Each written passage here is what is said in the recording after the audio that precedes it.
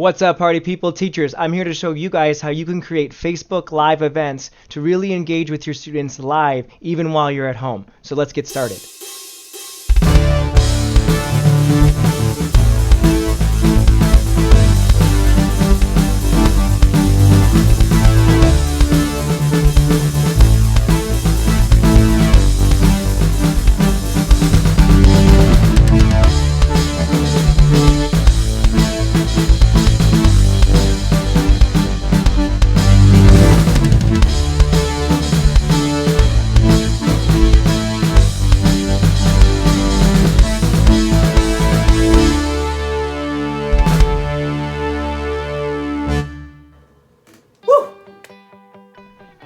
Now before we jump into this, I would still highly recommend Zoom as a way of doing a live video chat with your students to where you can get a real picture in real time of what your students are doing, interactions with them. You can also still share your screen and give them a live version of what you're doing on your screen. You can still see each other's faces and all that great stuff. Couple issues with Zoom though.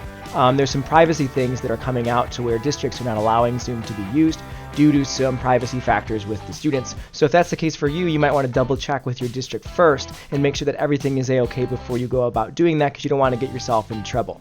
Also, once the Zoom video is done, the video can no longer be accessed by anyone except for you if you decide to download it. So there's no way of a student, if they couldn't make it during that time, there's no way for them to go back and rewatch what they missed. But with Facebook Live or YouTube Live, they have the ability to, even if they missed the entire video, go back and watch exactly what you just did, which is really great about those live videos. Okay, so the first thing that you're going to want to do is you're going to want to create your own page, because you don't want to mix personal with work, right? You don't want those to be intertwined, because then that creates a whole slew of problems. So instead, you're going to leave work at work and your personal life on Facebook on your personal page. So what you're going to want to do is you're going to create a community page. I just titled it Mr. Thielen's Class.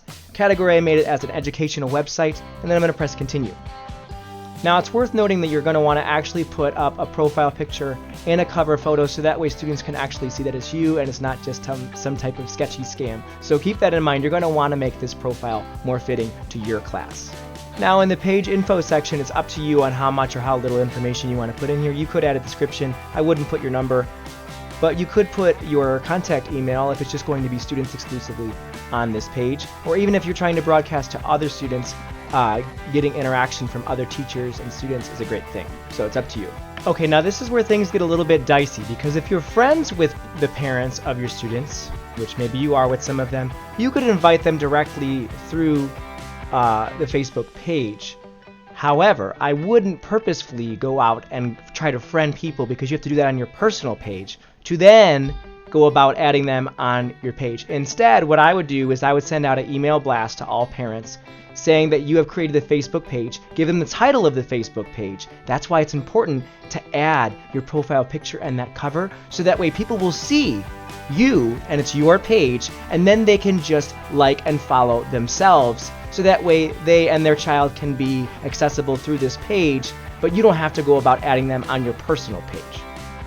Okay, now this is the best part, so stay with me here. You might think that creating a live video is the hardest thing you've ever done. It's literally the easiest thing ever. You press the live button right here in Create, and it's going to access your camera. So if you want to just create a video of you doing a book share or something like that, you can totally do that, and that's fine. And students will still be able to interact and give you comments. You could ask them problems, they could do them at home, you can show them the real answer, all that stuff will work great.